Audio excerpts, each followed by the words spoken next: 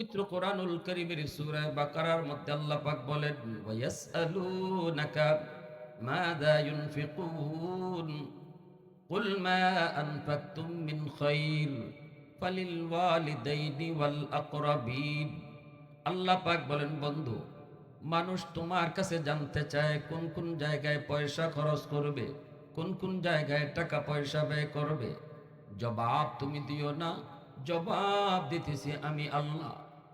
জানায় দাও, সবার আগে তার সম্পদ, তার টাকা, তার পয়সা ব্যয় হবে বাপ মার জন্য। বেতন পেয়েছো, বেতনের টাকা তোমার পকেটে এসেছে। এইবার আল্লাহ পাকের নির্দেশ হলো, এই টাকা পয়সা তুমি যখন খরচ করবা, সবার আগে মার জন্য খরচ করো, বাবার জন্য খরচ করো। দেখো মার কি লাগবে, দেখো বাবার কি লাগবে। মার ঔষধ নাই, মার ঔষধটা তুমি সবার আগে কিনো। বাবার ঔষধ নাই, বাবারটা আগে কিনো। আল্লাহর নির্দেশ হলো নিজেরটাও আগে নয়, সবার আগে বাপ মারটা কিনতে হবে। নির্দেশটা দিয়েছেন কে? আরেকটু জোরে বলেন, কে? এ যুবক, শীতের কাপড়ে প্রয়োজন, শীতের কাপড়ে প্রয়োজন, তোমারও প্রয়োজন, স্ত্রীরও প্রয়োজন, সন্তানেরও শীতের কাপড় লাগবে, বাপ মারও শীতের কাপড় লাগবে। এবার তুমি বাজারে গিয়া কার শীতের কাপড়টা আগে কিনবা? নিজেরটা আগে না বোরটা আগে না সন্তানেরটা আগে না বাপ মারটা আগে? নির্দেশ কার? আর একটু জোরে বলেন, কার? ঔষধের প্রয়োজন, তোমারও ঔষধ লাগে, বউয়েরও ঔষধ লাগে, মারও ঔষধ লাগে। এইবার একজনেরটা কিনলে আর অন্যজনের কারো ঔষধ তুমি কিনতে পারবা না, পকেটে তোমার টাকা কম। সন্তানের ঔষধ কিনলে মার ওষুধ নিতে পারবা না, তোমারটা কিনলে মারটা নিতে পারবা না, বউয়েরটা কিনলে মারটা নিতে পারবা না। যদি এমন সিচুয়েশনে তুমি পড়ো, সিদ্ধান্ত আমার আল্লাহ জানায় দিছেন, বান্দারে, নিজেরটাও আগে নয়, সন্তানেরটাও আগে নয়, বউয়েরটাও আগে নয়, সবার আগে মারটা কিনতে হবে। আল্লাহ পাক রব্বুল আলামিন কই, বন্ধু, মানুষ জানতে চায়, জবাব তুমি দিও না, আমি দিতেছি। আল্লাহু আকবার, জোরে কও। আল্লাহ পাক জবাব দিয়ে দিলেন, জবাব দিয়ে দিলেন। এজন্য রে যুবক, একটু মন দিয়ে শোনো। এই দুনিয়াতে বহু সন্তান বাপ মার খেদমত কইরা আল্লাহর অলি হইছে, মারে বাবারে খুশি রাইকা আল্লাহর অলি হইছে। এই দুনিয়াতে বহু সন্তান বাপ মার কলিজায় ব্যথা দিয়া দুনিয়াতে নগদ শাস্তি পাইছে। আসেনি না নাই? আরো যেরকম আছে রিনা নাই? একমাত্র কবিরা গুনাহ, যেই গুনাহটা নবী বলেছেন, যেই গুনাহটার শাস্তি আল্লাহ দুনিয়াতে নগদ দেয়, মরণের আগে আগে আল্লাহ নগদ দিয়া দেয়। উকুকুল ওয়ালিদাইন ফাইন্নাহু ইউআজ্জালু লিসাহিবিহি ক্বাবলাল মামাত। নবীজি বলেন, বাপ মার সাথে বেয়াদবি, বাপ মার সাথে চোখ রাঙ্গায় কথা কওয়া, মার কলিজায় আঘাত দিয়া কথা কওয়া, মারে আলগা করে দেওয়া, বাবার কাছ থেকে আলগা হয়ে যাওয়া, আল্লাহর নবী কয় এই শাস্তিটা আল্লাহ পাক মরণের আগে আগে সন্তানদের নগদ দিব। এটা দুনিয়াতে সে নগদ দেখতে পাইব, নগদ। কারণ এই শাস্তিটা, এই গুনাহটা আল্লাহ বরদাস্ত করতে পারে না। আল্লাহ পাক রব্বুল আলামিন পবিত্র কুরআনুল কারীমে বাপ মার চেয়ারটা যেন আল্লাহ তার নিজের চেয়ারের পাশেই রাখছেন। আল্লাহু আকবার, জোরে কও। যেন আল্লাহ বাপ মার চেয়ারটা তার নিজের চেয়ারের পাশেই বসায় রাখছেন।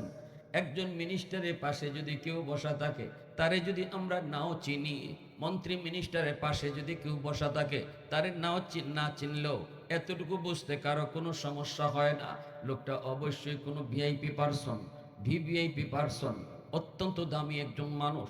নাইলে মন্ত্রীর পাশের চেয়ারে তারে বসতে দেওয়া হতো না।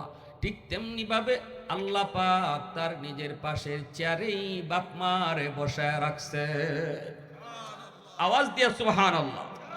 প্রশংসা করব কার? একটু জোরে, মালিকের নাম কার?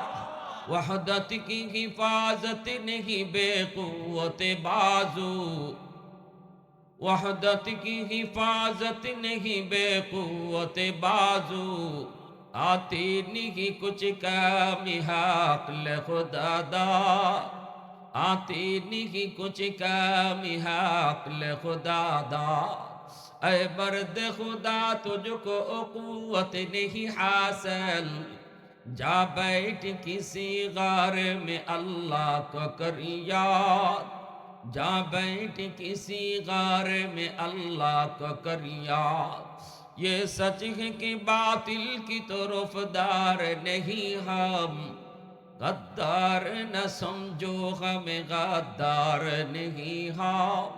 फूलों की तरह नरम मिजाज अपना है नजर, हम तीर नहीं नेज़ा व तलवार नहीं हम तीर नहीं नेज़ा व तलवार नहीं মুসলমানের আওয়াজে বলি আল্লাহু আকবার, আরো জোরে বলি আল্লাহু আকবার। ভাইরা বন্ধুরা, এবার একটু মনোযোগ দিয়ে কথাটা শুনেন। আমি বাস্তব কিছু ঘটনা আপনাদেরকে শোনাবো। যারা দুনিয়াতে বাপমার সেবা কইরা বাপমারে খুশি রাইকা এই জমিনে এই ফলাফল পাইছেন, পুরস্কার পাইছেন, এই জমিনের ভিতরে যেই সন্তান মারে বাবারে কষ্ট দিছে, নগদ শাস্তি কি পাইছে, এটা আমি বাস্তব ঘটনা শোনাবো। মনোযোগ কার কার আছে একটু হাত উঠে আল্লাহরে দেখান। আল্লাহ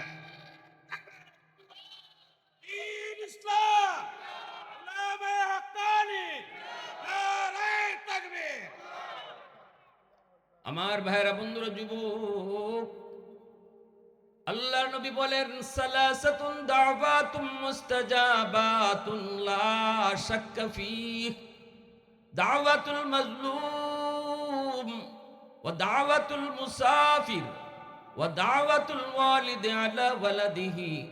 আল্লাহর নবী রহমতের নবী বলেন তিন ব্যক্তির দোয়া বদদোয়া আল্লাহর দরবারে সরাসরি কবুল হয়ে যায়। বদ্ধ দিলেও তারা কবুল হয়, দোয়া দিলেও তারা তাদের দোয়া কবুল হয়। এই তিন ব্যক্তি বদ্ধ দিলে বদ্ধ কবুল, এই তিন ব্যক্তি দোয়া দিলে দোয়াও কবুল। একজন হলো মজলুম, সমাজের ভিতরে যেই মানুষগুলি বড় দুর্বল, সমাজের ভিতরে যেই মানুষগুলো অসহায়, সমাজের মধ্যে যেই মানুষগুলি গরিব, এই দুর্বল অসহায় গরিব মানুষের উপরে যদি কেউ জুলুম করে, শক্তির কারণে, ক্ষমতার কারণে, পয়সার জোরে যদি কেউ জুলুম করে, এই দুর্বল মানুষের আহাদারি আল্লাহর দরবারে নগদ কবুল হয়ে যায়। নগদ নগদ। ইত্তাকি দাওয়াতাল মাজলুম ফাইন্নাহু লাইসা বাইনাহা ওয়া বাইনাল্লাহি হিজাব। এজন্য রাসূল কইছে সাবধান, ক্ষমতার বাহাদুরি দেখায়ও না, শক্তির বাহাদুরি দেখায়ও না, টেকার গরম দেখায়ও না। অহংকার কইরা যদি কেউ উপরে তুমি জুলুম করো, মনে রাইখো তার আহ কইতে দেরি, এই দুর্বল মানুষটার মুখ দিয়ে আহ বাইরিতে দেরি, আল্লাহর আদালতে কবুল হতে দেরি হয় না। কোনো মাঝখানে পর্দাই থাকে না, কোনো বাধা থাকে না, সরাসরি পৌঁছে যায়। 2 নম্বর হলো মুসাফির, মুসাফিরের দোয়া বদদোয়া কবুল। 3 নম্বর হলো বাপ মার দোয়া বদদোয়া কবুল। মা বাবা যদি দোয়া দেয় দোয়াও কবুল, বাপ মা যদি বদদোয়া দেয় বদদোয়া কবুল। এজন্য যুবক, একটা ঘটনা শোনায়, শুধু শুনেন মনোযোগ দিয়া। করাচির হযরত হাকিম আক্তার সাহেব রাহিমাহুল্লাহ, বহুত বড় বুজুর্গ, বহুত বড় আল্লাহর ওলি। করাচির মসজিদে তিনি নামাজ আদায় করতেছেন। এই অবস্থায় তিনি দেখলেন একজন যুবক বড় সুন্দর করে নামাজ আদায় করল। যুবকের রুকু বড় সুন্দর, সেজদা বড় সুন্দর, যুবকের কোরআন তেলাওয়াতের আওয়াজ বড় সুন্দর। আল্লাহর ওলি ওই যুবকের নামাজ পড়াটা তিনি মুগ্ধ হলেন। কিন্তু তাকায় দেখেন যুবকের ডান হাত কাপড় দিয়ে পেঁচানো, ডান হাতটা কাপড় দিয়ে পেঁচানো। নামাজ শেষ হলে পরে যুবককে তিনি ডাক দিয়া বলতেছেন, যুবক, বড় সুন্দর করে নামাজ আদায় করেছ, তোমার রুকু আমার বড় পছন্দ হয়েছে, সেজদাটাও বড় সুন্দর হয়েছে, কিন্তু আমার প্রশ্ন হলো ডান হাত কাপড় দিয়ে পেঁচায় রাখছো কেন রে? কেন তুমি ডান হাতটা কাপড় দিয়ে পেঁচায় রাখছো? এই কথা বলতেই যুবক কয়, আল্লাহর ওলি গো, আমার হাতের মধ্যে ফসা শুরু হয়েছে, ফসা। এই ফসা খালি দিন দিন উপরের দিকে উঠতেছে, ডাক্তার দেখাই কিন্তু রোগ ভালো হয় না। অ্যান্টিবায়োটিক, হাই অ্যান্টিবায়োটিক, কত রকমের ঔষধ তারা দিল, কিন্তু আমার হাতের পচন ভালো হয় না, কোনোভাবেই হাতের পচন ভালো হয় না, এত দুর্গন্ধ বের হয় গো। আমি যদি কাপড় দিয়ে পেঁচায় না রাখি, মসজিদের ভিতরে একজন মানুষও টিকতে পারবে না।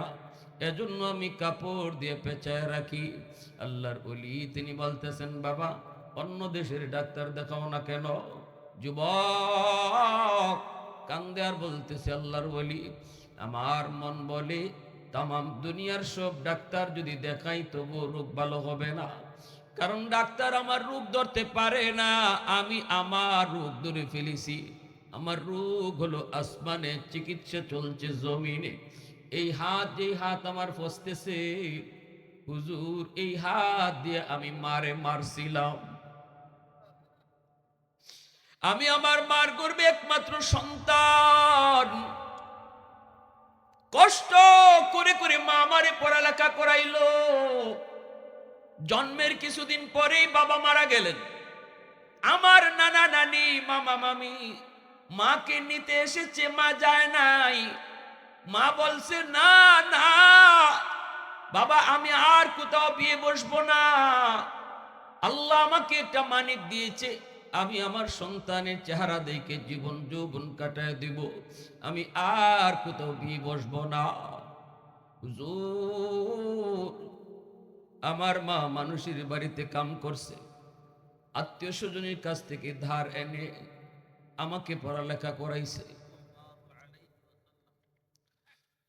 বল্লা আঞ্জুমান হেফাজতে ইসলাম যুব সংগঠনের উদ্যোগে আয়োজিত আজকের ইসলামী মহাসম্মেলনের সম্মানিত সদর ইজলাস সভাপতি জনাব তাজউদ্দিন আহমেদ টেনুমিয়া সাহেব, সহসভাপতি জনাব মোহাম্মদ জিতুমিয়া সর্দার আলহাজ আব্দুল কাদির সাহেব, উপস্থিত জাতির বিবেক, জাতির কর্ণধার, এ জাতির সূর্য সন্তান, মঞ্চে আসীন উলামায়ে কেরাম, অত্র এলাকার মুরব্বিয়ান এজাম, কলিজার টুকরা যুবক, পর্দার আড়ালে পর্দানিসীন সম্মানিত মা ও বোনেরা, মুআজ্জাজ হাজিরিন, আমাকে বলা হয়েছে মা বাবার হক নিয়ে কিছু কথা বলার জন্য। বাপ মা সন্তানের জন্য বহুত বড় নিয়ামত। আল্লাহ রব্বুল আলামিন পবিত্র কোরআনুল করিমের বিভিন্ন জায়গায় আল্লাহ তার নিজের হকের কথা বলার পরপরই বাপ মার হকের নির্দেশ দিয়েছেন। আমি যে আয়াতি করিমা তেলাওয়াত করেছি পবিত্র কোরআনের সূরাতুল লুকমান থেকে, এই ছোট্ট আয়াতে করিমায় আল্লাহ পাক প্রথম নির্দেশটা দিলেন তার, এরপরের নির্দেশটাই দিলেন বাপ মার। প্রথম কথাটা হলো আনিশকুরলি, আমি আল্লাহর শুকরিয়া আদায় করো। সাথে সাথে বলতেছেন ওয়ালি ওয়ালিদাই, এবং মা বাবার শুকরিয়াও আদায় করো। আল্লাহর শুকরিয়া আদায় করব কারণ আল্লাহ আমাদের খালিক, আমাদের মালিক। আল্লাহ আমাদেরকে বানাইছেন, বানানোওয়ালাকে। কিন্তু আল্লাহ আমাদেরকে বানাইয়া নিজেই আসমান থেকে জমিনে ফাটাই দিয়েছেন, বিষয়টা এমন নয়। মা বাবার মাধ্যমে ফাটাইছেন, বাপ মার মাধ্যমে আমরা দুনিয়া দেখছি, ঠিক কিনা জোরে করো। এজন্য আল্লাহ বলেন, আমি তোমাদের খালিক বানানোওয়ালা হিসাবে আমার শুকরিয়া আগে আদায় করো। তারপরে আল্লাহ বলেন, বাপ মা যেহেতু তোমার দুনিয়া আসার মাধ্যম, এজন্য আমার শুকরিয়া আদায় করার সাথে সাথে বাপ মার শুকরিয়া আদায় করো। একই তরজ আমরা দেখি পবিত্র কোরআনের সূরা বনী ইসরাঈল। আল্লাহ পাক বলতেছেন, ওয়াকাদা রাব্বুকা আল্লা তা'বুদু ইল্লা ইয়্যাহ ওয়া বিল ওয়ালিদাইনি ইহসানা। প্রথম নির্দেশটা দিলেন আল্লাহ, ইবাদত চলবে শুধুমাত্র আমি আল্লাহ, এটা আল্লাহর প্রথম আদেশ। ইবাদত করব শুধুমাত্র কার? সেজদা দিব কার কদমে? ধন দৌলত চাইব কার কাছে? সন্তান চাইব কার কাছে? শান্তি দেওয়ার মালিক কে? কেউ যদি মনে করে আল্লাহ যেমন সন্তান দেয়, আমার পীরের দরবারে গেলেও সন্তান পাওয়া যায়, তাইলে ঈমান থাকবে না যাবে? আমি একদিন সিলেট শাহজালাল দরগাত গেছি, যে দেখি এক মহিলা নিজের ফ্যাট কষাইতেছে দরগা। তো আমি পাশে যে লোকটা ছিল তারে জিজ্ঞেস করতেছি, কেন এরম করে? বাচ্চা চায়। নাউজুবিল্লাহ, আসতে কইবেন। শাহজালাল মজুরুদ্দিন এমনই বাচ্চা দেওয়ার মালিক? শাহফরান বাচ্চা দেওয়ার মালিক? এই ধরনের কাজ কারবারে জড়িত থাকলে ইমান থাকে না যায়? এজন্য আল্লাহ প্রথম নির্দেশটা দিচ্ছেন গোলামি আমার, বন্দেগী আমার, চাইতে হবে আমার কাছে, ঠিক কিনা? তারপরে আল্লাহ বলেন শোনো, এরপরে দ্বিতীয় নির্দেশটা কি? ওয়াবিল ওয়ালিদাইনি ইহসানা। আল্লাহ বলেন দ্বিতীয় নির্দেশটাই হলো তোমরা তোমাদের বাপ মার সাথে উত্তম আচরণ করো। আল্লাহু আকবার। বাপ মার সাথে উত্তম আচরণ করো, এটা আল্লাহর দ্বিতীয় নির্দেশ। তাহলে মুফাসসিরিনে কেরাম এখান থেকে তারা তাফসীরি কিতাবে লিখছেন যে হকুল ইবাদের মধ্যে, বান্দার হকের মধ্যে সবচেয়ে বড় হক হলো বাপ মার হক। একটা হলো হকুল্লাহ, আল্লাহর হক, আর একটা হলো হকুল ইবাদ, বান্দার হক। আল্লাহর হক আল্লাহ চাইলে মাফ করে দিতে পারে, ঠিক না? এক ওয়াক্ত নামাজ কাজা হইছে, আল্লাহ চাইলে মাফ করে দিতে পারে, এটা আল্লাহ পাকের ইচ্ছা। আল্লাহ যদি কয় যে ঠিক আছে যা, তুই নামাজ পড়ছত না, তোর জীবনে 10 ওয়াক্ত 20 ওয়াক্ত, 1 বছর 2 বছর, যা আমি মাফ করে দিছি, আল্লাহরে কেউ কোনো কিছু জিগাইবার আছে? কিন্তু বান্দার হক আল্লাহ মাফ দিবেন না, এটা আল্লাহর ইখতিয়ার। আল্লাহ পাক বলে এটা আমার বিষয় না। মা বাবার হক নষ্ট করছো, বউয়ের হক নষ্ট করছো, ভাই বোনের হক নষ্ট করছো, প্রতিবেশীর হক নষ্ট করছো, আল্লাহ বলবেন কোনো মানুষ মানুষের হক নষ্ট করলে এই ব্যাপারে আল্লাহ কোনো ছাড় দিবেন না। আল্লাহ সাফ সাফ বলবেন বান্দা এটা আমার বিষয় না। এখানে যদি আল্লাহ মাফ করে দেন যে যা, তুই তোর মারে কষ্ট দিছো, বাপরে কষ্ট দিছো, যা আমি মাফ করে দিলাম, মা একটুকু আল্লাহ তুমি মাফ করার কেডা? ঠিক না? বিষয় করছে আমার সাথে, আমার বিষয় গেল কই? আল্লাহর আদালত ইনসাফের আদালত, ঠিক কিনা জোরে কোন? চুল চেরা বিশ্লেষণ করে আল্লাহর আদালতে বিচার হবে। বিন্দু পরিমাণ জুলুম নাই, ইনসাফের বিচার। জুলুম করি আমরা, দুই চোখে বিচার করি আমরা। চেয়ারম্যানের ফুলায় দোষ করলে একরকম বিচার, আর রিক্সাওয়ালার ফুলায় দোষ করলে আর একরকম বিচার। এটা আমাদের মাঝে চলে। ধনীর ফুলায় যদি এক অপরাধ করে আর গরিবের ফুলায় যদি একই অপরাধ করে, কিন্তু আমরা সমাজের বিচারকরা বিচার করবো দুই রকম। কারণ মেম্বারের পক্ষের লোক আমি, চেয়ারম্যানের পক্ষের লোক আমি, চেয়ারম্যানের ফুলার বিরুদ্ধে বেশি কথা কোন যেত না, ঠিক না? নি আল্লাহর আদালত এটা আসেনি, জোরে হোকা আল্লাহর আদালতে নাই। প্যারে হাজির, এজন্য আল্লাহর আদালত ইনসাফের আদালত, আর আমরা আদালত ঘুষ খাওয়ার আদালত। জজ সাহেবরে বোয়াল মাছ খাওয়াইলি দেখা যায় মামলা খালাস। মন্ত্রী দিয়ে যদি ফোন দেওয়া নিয়ে যায়, জজ সাহেবের কাম তো এমনি বিনাশ। রেড ফোনের ফোন যদি আয় জজের কাছে,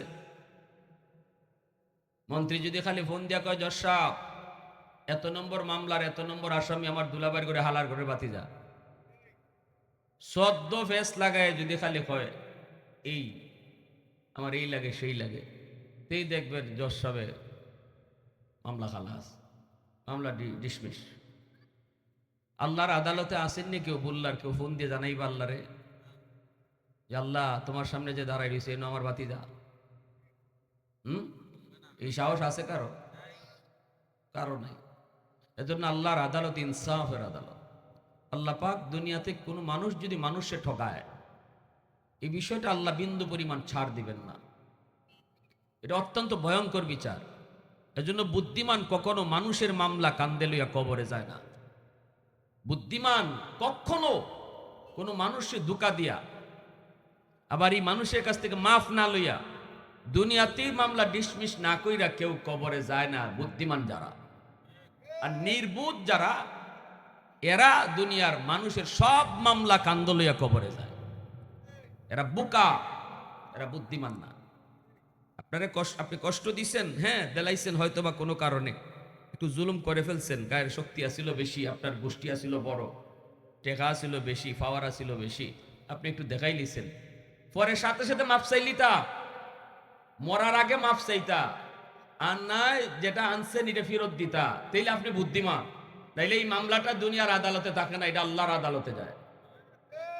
আল্লাহর আদালতে যখন টেকা দিয়া মাফ নেওয়ার কোনো সুযোগ নেই, আল্লাহর আদালতে তার ফাউদুল্লাহ মাফ দিত না। কারণ হাসরের ময়দানে আল্লাহর আদালতে বিন্দু পরিমাণ দয়া মায়া থাকবে না, কেউ কাউরে মায়া দেখাবে না। আজকে যেই মারে তুমি কষ্ট দিচ্ছ, এই মার কাছ থেকে মাফ না লইয়া যদি কবরে যাও, কিয়ামতের ময়দানে আল্লাহর আদালতে মার ফাও ফইরা থাকলেও মায় মাপ দিত না, বাপের ফাও ফইরা থাকলেও বাপে মাপ দিত না। যে কলিজার টুকরা বউ ঈদে ঈদে নতুন নতুন শাড়ি কিনে দিছ, অলংকার এনে দিছ, বউর অত মায়া করছো, এরপরও মোহরের টাকা না দিয়া যদি কবরে যাও, কিয়ামতের ময়দানে আল্লাহর আদালতে বউ মামলা দিব। আর এই বউর ফাও দুইরে জামাই যদি ফইরাও থাকে, তাও বিন্দু পরিমাণ মাপ দিত না। হাসরের মাঠ এত ভয়ঙ্কর, কেউ কারোর প্রতি দয়া দেখাবে না। প্যারে হাজিরিন, এজন্য এই মানুষের হক, বান্দার হক, এই ব্যাপারে যে সচেতন, সে দুনিয়াতে সবচেয়ে বড় বুদ্ধিমান। সেই বুদ্ধিমান সে আল্লাহরে ডরায়, যে মানুষের হকের ব্যাপারে ভয় পায়। আর আল্লাহর হক একটা নষ্ট হয়ে গেছি গা, আমি ঘুমের ঘরে নামাজ পড়তাম পারছি না, কাজা হয়ে গেছি গা, একটু অনুতপ্ত অনুশোচনা হয়, পরে কাজাটা করে লাই, আল্লাহ এটা মাফ করে দিলে। আমার ভাইয়েরা, বন্ধুরা, যুবক, এজন্য বলতেছি একটু মনোযোগ দিয়ে শোনেন।